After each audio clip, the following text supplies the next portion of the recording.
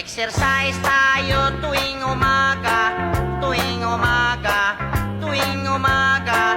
Mag-exercise tayo tuwing umaga upang ang katawan natin ay sumigla. Mag-exercise tayo tuwing umaga.